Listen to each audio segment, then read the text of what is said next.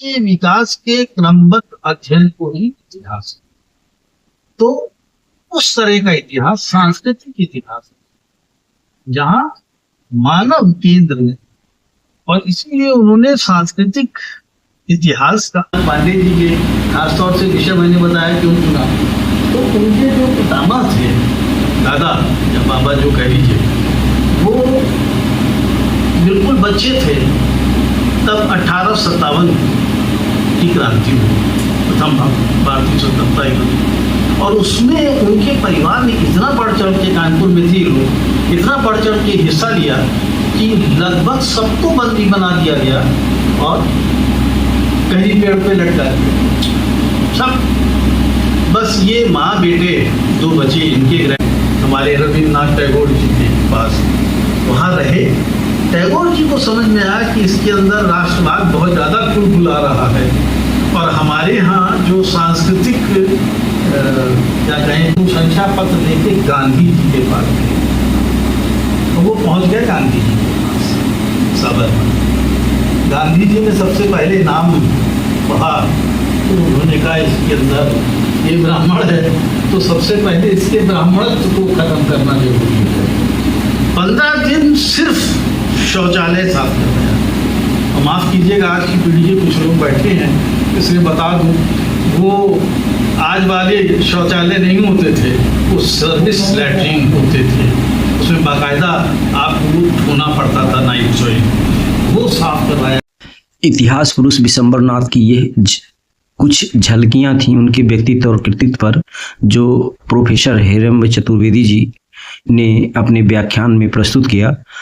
Professor Heramba Chaturvedi ji किसी परिचय के मोहताज नहीं हैं, अपितु वो इलाहाबाद विश्वविद्यालय के मध्यकालीन इतिहास विभाग के पूर्व विभागाध्यक्ष रह चुके हैं, और इतिहास, खासकर मध्यकालीन इतिहास के विषय में उनकी जो पकड़ है, उनकी जो देखने की नज़रिया है वो विचित्र है, और वो किसी विषय वस्तु को, जिस भी विषय वस्तु को लेते हैं उस पर पूर्ण और स्पष्ट और प्रामाणिक जानकारियां उपलब्ध कराते हैं। अपने व्याख्यानों के लिए वो इलाहाबाद ही नहीं, एक राष्ट्रीय स्तर के प्रवक्ता हैं, और मध्यकालीन इतिहास की उन गूढ़ विषयों, जो सांस्कृतिक हो या कला हो या विज्ञान मध्यकालीन इतिहास में रहा हो, उन्हें भी वो उठाने का प्रयास करते हैं।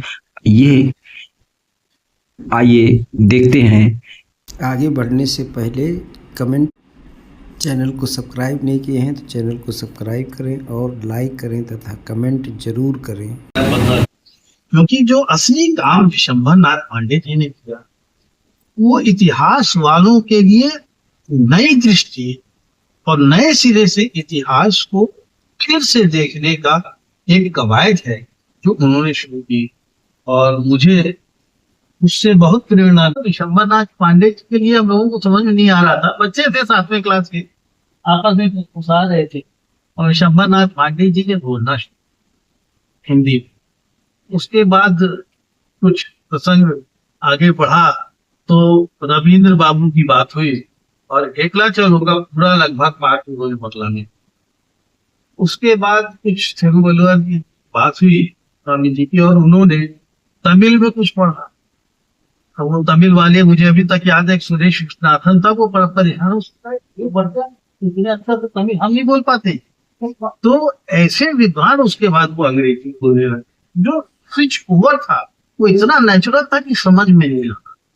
तो ऐसे विद्वान के दर्शन मैंने 7वीं क्लास में कर लिए थे, और कहा जाता है it is good to be great but it is great to be good. कृषि आंदोलन शुरू हो गया था, आप जानते हैं, बंगाल का विभाजन निरस्त हो गया 1911 में, दिल्ली दरबार हुआ। ये दौर उनके बचपन का था, और जैसा आपने कहा उड़ीसा के गवर्नर रहे 83 से 88 तक, और पद्मश्री 1976 में मिल गया था। 1996 में नरसिम्हा राव जी जब थे प्रधानमंत्री, तब Indira Gandhi national integration award उनको मिला, और MLA रहे। और आई आनंद मान बता दूं, ये इलाहाबाद प्रोस्पेक्ट एंड रेट्रोस्पेक्ट अगर पढ़िए तो उसमें 1969-70 ही आता है उनके मेयर के काल का, 59-60 नहीं। प्रश्न संख्या 422, मैं प्रश्न संख्या तो बता रहा हूँ, 422। चर्चा करें। हाँ, और उसके बाद राज्यसभा सदस्य तो रहे 76 से 84, और फिर उसके बाद गवर्नर हो गए 89 से 98, फिर रहे 80 से 83 यूपीसीसी के प्रेसिडेंट रहे। ये इसलिए बस मैंने चर्चा की कि ताकि एक अंदाज लग जाए उनके बारे।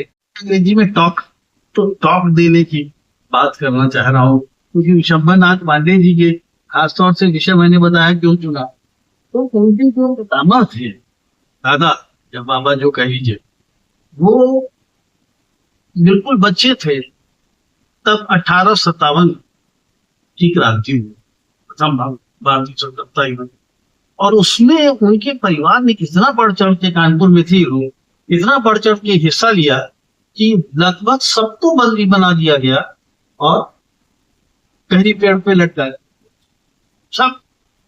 बस ये माँ बेटे दो बचे, इनके ग्रैंडफादर और इनकी माँ, और ये लोग पूरे कानपुर से चल के इलाहाबाद की ओर निकले। दिन में तो भय था पकड़े जाएंगे, तो रात की चल। बीच में उस बच्चे को दस्त हुआ तो माँ नहर के पास चली गई कि इसको अच्छे से साफ भी करेंगे, नहला भी देंगे और फिर चलेंगे। इत्तेफाक देखिए, नियति को शायद यही मंजूर था। बाकी सारे लोग पकड़ लिए गए उस जत्थे में जो आ रहे थे, बस ये माँ बेटे पर, और वही लेके वो चली आई वो इलाहाबाद से। फिर उनकी व्यवस्था कुछ ऐसी हुई कि नागपुर, होलकर परिवार एक था नागपुर में, वहां वो लोग चले गए। लेकिन वहां पर जब होलकर परिवार में दबाव बढ़ा, तब विशंबर नाथ जी की माँ को होलकर परिवार वालों ने उमरेठा नाम की जगह है, छिंदवाड़ा का सबर्ब है, वहां पर स्थान दे दिया। वहां पर वो लोग रहने लगे। उमरेठा का बड़ा मजेदार किस्सा है, वहां उनकी प्रारंभिक पढ़ाई हुई। छिंदवाड़ा पहुंच गए ये आगे की पढ़ाई के लिए कॉलेज में, और कॉलेज की पढ़ाई कर रहे थे तो इलाहाबाद में जबरदस्त एक साहित्य का, संस्कृति का, स्वतंत्रता आंदोलन का गढ़ था, उसका प्रभाव था।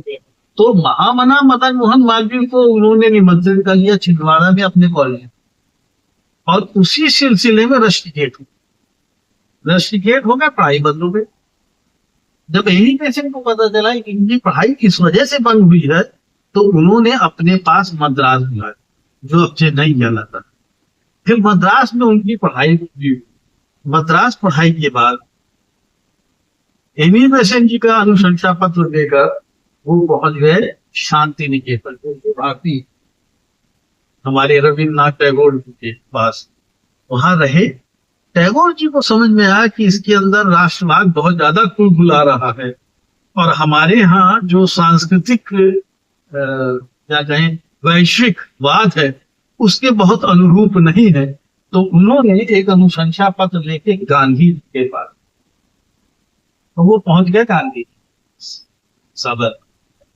गांधी जी ने सबसे पहले नाम पढ़ा, तो उन्होंने कहा इसके अंदर ये ब्राह्मण है, तो सबसे पहले इसके ब्राह्मणत्व को खत्म करना जरूरी है। 15 दिन सिर्फ शौचालय साफ करना है। और माफ कीजिएगा, आज की पीढ़ी के कुछ लोग बैठे हैं, इसलिए बता दूं, वो आज वाले शौचालय नहीं होते थे, वो सर्विस लैट्रिन होते थे, उसमें बाकायदा आपको धोना पड़ता था नाइट सोए, वो साफ करवाया 15 दिन। और उसके बाद पेशेंस विकसित करने के लिए ताश का पेशेंस नहीं, स्पिनिंग सिखाई कि चरखा चलाओगे तो पेशेंस आएगा। और इस तरह से उनकी असली शिक्षा हुई। और उनकी कुलबुलाहट जो देखी राष्ट्रवाद की, उन्होंने कहा आप महोदय ये पत्र दे, 1930 के दशक की बात है, और आप जाइए इलाहाबाद आनंद भवन। उसी समय कमला नेहरू जिला कांग्रेस की अध्यक्ष थी जब वो इलाहाबाद पहुंचे। वर्ष की बात नहीं करूंगा, आनंद के विवाद इसीलिए बिना वर्ष के छोड़ दे रहा हूँ। और सबसे महत्वपूर्ण कार्य जो यहाँ वो कर रहे हैं, वो इंदिरा जी वानर सेना बना चुकी थी और वो बेचारी बोलती थी तो जो भी होता था, नहीं सब तक पहुंच जाती थी आवाज, लाउड स्पीकर का जमाना नहीं था, तो वो उसे जोर से बोल दिया करते थे, संप्रेषित करते थे, उनके ट्रांसमीटर थे एक तरह। तो इस तरह से वो उनकी शुरुआत हुई और वो यहाँ पर आ गए। और इसीलिए आप पाते हैं कि भले ही मैं जानबूझ के ये बात कह रहा हूँ कि जो अब स्वराज कौन कहलाता है, तब आनंद भवन था, भले ही आनंद भवन आ गए हों, लेकिन उनके दिल दिमाग आत्मा से गांधीवाद नहीं, मतलब मोतीलाल जी नहीं सवाब होने मेरा इशारा बहुत साफ। तो वो गांधी वो बने रहे और गांधी स्मृति और दर्शन समिति GSDS के वो अध्यक्ष बने और 18 वर्ष तक उसके अध्यक्ष रहे। जिंदगी भर गांधी दर्शन और गांधी जीवन यापन का पालन करते थे और गांधी पर व्याख्यान करने के लिए रूस गए, जापान गए, जर्मनी गए, कनाडा गए, कई जगह गए।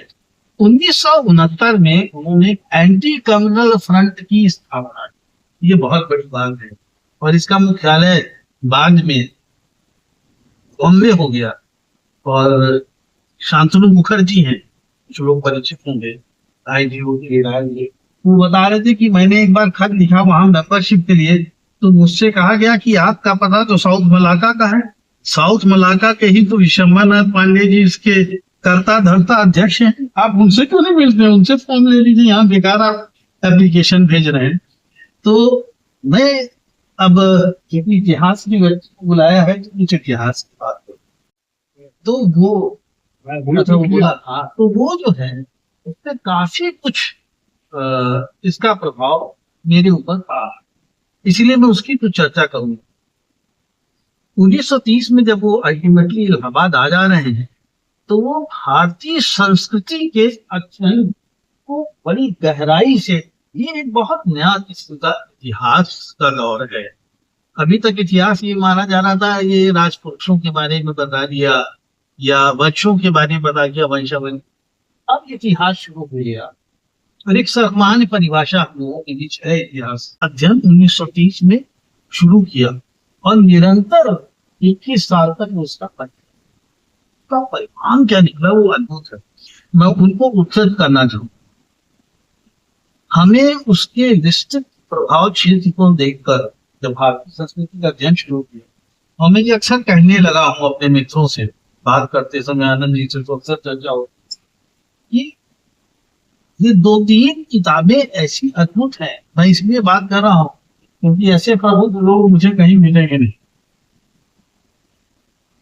एक किताब है H.G. वेल्स की, एन आउटलाइन ऑफ हिस्ट्री, और उसमें मानव विकास बिल्कुल वैज्ञानिक दृष्टिकोण से कैसे रॉक फॉर्मेशन और प्लांट लाइफ से कैसे रेप्टाइल्स होते हुए मैमल्स से ह्यूमन होमोसेपियस इरेक्टस होमोसेपियस की पूरा क्रम दिया और उसके बाद इतिहास की घटनाओं में। इसी तरह एक दूसरी बड़ी महत्वपूर्ण और वो है विन एंड एरियल ट्यूरा की हिस्ट्री ऑफ सिविलाइजेशन। 11 खंड हैं, लेकिन उसका प्रथम खंड अद्भुत, उसका शीर्षक है आवर ओरिएंटल हेरिटेज। जो कुछ है वो मुझे याद आता है, एक बहुत अच्छी किताब है Ananda Coomaraswamy, the dance of Shiva. Tandon साहब बैठे हैं, टंडन साहब फोटोग्राफी वाले भी हैं, डांस ऑफ शिवा का महत्व जानते हैं। तो डांस ऑफ शिवा का प्रीफेस आनंद कुमार स्वामी की किताब का प्रीफेस लिखा था रोमा रोला जैसे विद्वान, और रोमा रोला ने लिखा है उसमें, मैं उनके बिल्कुल शब्दों को कोट कर रहा हूं यथावत, all our ideas and our gods have been derived from it. ये मैं नहीं कहा, ये रोमा रोला का। और इसी तरह एक विद्वान था एडवर्ड वोबॉक, और मैं एक गुरु को स्मरण कर लूं, प्रोफेसर गोविंद चंद पांडे जी को, उन्होंने बताया कि ये किताब लाइब्रेरी में रखी, इसको पढ़ो जरूर एक बार। तुम इत्तेफाक करो ना करो, पढ़ लो। इस किताब का शीर्षक है India in Greece, Indians in Greece नहीं, इंडिया इन ग्रीस। और उसमें आपको बताऊं, यकीन नहीं होगा, वो एटमोलॉजिकली, ज्योग्राफिकली डिस्कस करता है और कहता है कि जितना भी ग्रीक में पर्वत हैं, लेक्स हैं, शहर हैं पुराने, उन सबके नाम ग्रीक डेरिवेटिव ना होते, संस्कृत डेरिवेटिव। और उसने उसे सिद्ध किया। तो उस दृष्टिकोण से मैं अब आगे बात करूंगा अपने भारतीय संस्कृति की, जो हमारे विशंबर नाथ पांडे जी ने लिखा है, वो अक्षरशः कोट कर। हमें उसके विस्तृत प्रभाव क्षेत्र को देखकर आश्चर्य और कौतूहल हुआ। हमने ये अनुभव किया कि भारतीय संस्कृति का अध्ययन उस समय तक अधूरा रहेगा जब तक हम संसार की समकालीन पुरातन संस्कृतियों का अध्ययन न करें। सबको करिए तब आपको समझ में आए। और खुद लिख रहे हैं, 21 वर्षों की इस लंबी अवधि में हमें अपने अध्ययन से संबंधित दर्जनों ऐतिहासिक ग्रंथों को पढ़ने और मनन करने का मतलब ऐसे नहीं, अब वो मनन की प्रक्रिया समाप्त हो गई है। शिक्षण व्यवस्था में हमारी बड़ा दुर्भाग्यपूर्ण है। और यही पे जो मैं जिस किताब का चर्चा कर रहा था, जी वेल्स की, उसके विषय में उन्होंने लिखा था कि इस तरह से पढ़ा है, एन आउटलाइन ऑफ हिस्ट्री। तो लिखते हैं कि इसमें 2 कमियां हैं, देयर आर 2 शॉर्टकमिंग्स। एक, वो कहते हैं कि इसमें वैश्विक धर्म सांस्कृतिक भारतीय राष्ट्रीय कांग्रेस का शताब्दी इतिहास 1895-1995, भारतीय राष्ट्रीय कांग्रेस का संक्षिप्त इतिहास 1947-1985, इंदिरा गांधी बायोग्राफी, इस्लाम और भारतीय संस्कृति महत्वपूर्ण किताब। एक और बहुत महत्वपूर्ण किताब है औरंगजेब। इसमें बड़ा दूसरी तरह से प्रभाव औरंगजेब का दिखाई पड़ जाएगा आपको अगर आप उनकी अगली किताब देखें, हिंदू मंदिर और औरंगजेब के फन। और मेरा अपना तो ये मानना है कि ये सारे फरमान के इलाहाबाद, यहाँ किसी को मुंह के अफसर नहीं, के अफसर में वो आया होगा। और ये क्योंकि फरमान हमारे महाकाल के मंदिर उज्जैन को यहाँ पे, ठीक है, आपने सोमेश्वर महादेव को दे दिया ये, या उसकी पुरानी पुष्टि करनी पहले फरमान, बाकी कनफटा जोगी और उसी तरह बालाजी मंदिर चित्रकूट वाला, इससे समझ में आता है कि यहाँ पर ये लोग सब आए होंगे। और जिस तरह के विद्वानों को कोट किया, उन्होंने उद्धृत किया इन श्रृंखलाओं को, अगर आप देखें तो आप दंग रह जाएंगे। लगभग 50 बड़े विद्वानों उस जमाने के, तोरेक, जुडास, रमन, क्रेट, नॉर्मन, एफ्रॉस, क्रॉस, जेकब, स्पोक्स, जिनके हम लोगों ने नाम भी नहीं कभी यदा कदा पढ़ी है, तो सब उनकी किताबों में। मैं यहूदी लोगों को इस समय फिर से काफी महत्वपूर्ण चर्चित है, इसलिए कुछ चर्चा मैं कर दूं। क्या उन्होंने तब लिखा, मैं बात कर रहा हूं 1951, आज है 2024। संख्या की दृष्टि से यहूदी कभी भी संसार की बड़ी जाति नहीं है। राज सत्ता की दृष्टि से उनका साम्राज्य अपने चरम उत्कर्ष के जमाने में भी अत्यंत सीमित, किंतु ज्ञान, विज्ञान और विद्या की दृष्टि से यहूदी जाति निसंदेह एक अत्यंत क्षमताशाली जाति। लेने में न माधव के देने में, जो कुछ जैसा है वैसा वो लिख रहे हैं। He is being led by the facts that he has unearthed। आगे लिख रहे हैं, यहूदी इतिहास का तनिक सिंहावलोकन कीजिए। संख्या की दृष्टि से यह छोटी सी जाति युगों से सबके तिरस्कार का पात्र रही है। यहूदियों ने गर्व के साथ मिस्र के फेरोज की अवज्ञा की, किंतु उनके गर्व को चूर करने में असफल रहे। बाबुली सम्राट हजारों यहूदियों को बंदी बनाकर दूर दूर के देशों में ले गए, किंतु उनकी स्वतंत्र भावनाओं को बंदी बनाने में असफल।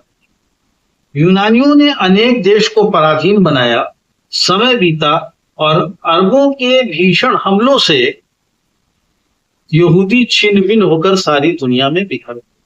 प्रबल से प्रबल जातियां भी उन्हें निगल कर हजम न कर सके। यहां तक कि नाजियों के भयंकर से भयंकर अत्याचार भी उनके एक भी जाति गुण को विनष्ट करने में सफल न हो सके। आधुनिक पश्चिमी सभ्यता में उनका बड़ा योगदान है। कोई भी आधुनिक विज्ञान अथवा शास्त्र ऐसा नहीं है जिसमें उन्होंने हाथ न बटाया हो। भाषा, कला, संगीत, नाटक, अर्थशास्त्र, विज्ञान, गणित, ज्योतिष आदि क्षेत्रों में उन्होंने विशेष योगदान दिया। किसी प्रकार का कोई पूर्वाग्रह इस अध्ययन में आपको नहीं दिखाई देता है और यही एक आधुनिक वैज्ञानिक इतिहास लेखन की विशेषता। ईरान पे भी 2 लाइनें उनकी मैं उद्धृत कर रहा हूं। वो कहते हैं, अत्यंत प्राचीन काल से इस भूभाग में मनुष्यों की बस्तियां बसती चली आ रही हैं। यह तो कहना कठिन है कि यहाँ के मूल निवासी किस जाति और किस वंश के थे, किंतु अनुमान यही है कि ये आर्य। और वो जब अनुमान लगा रहे हैं तो जाहिर सी बात है, मुझे बार बार विल ड्यूरा याद आ रहा है, आवर ओरिएंटल हेरिटेज। भारतीय संस्कृति जो हिंदी एकेडमी दिल्ली से छपी है, बहुत महत्वपूर्ण किताब है। उसमें बहुत महत्वपूर्ण बातें वो करते हैं, क्योंकि पहली बार मैंने एंशिएंट हिस्ट्री की किताबों में जिसका जिक्र जल्दी नहीं पढ़ा है, उसका जिक्र उन्होंने किया है अपने एक लेख में। लिखे, भारतीय संस्कृति की समग्रता के दर्शन हमें अथर्ववेद के व्रात्यकांड में सर्वप्रथम मिलते हैं। अथर्ववेद के ऋषियों ने व्रात्यों के गौरव गीत गाए हैं। व्रात्य न किसी धार्मिक संप्रदाय में दीक्षित थे, न उनका वैदिक कर्मकांड में विश्वास था। अथर्ववेद का पूरा 15वां कांड इन्हीं। चैनल को लाइक करें, सब्सक्राइब करें और बेल आइकन दबाएं, जिससे आपको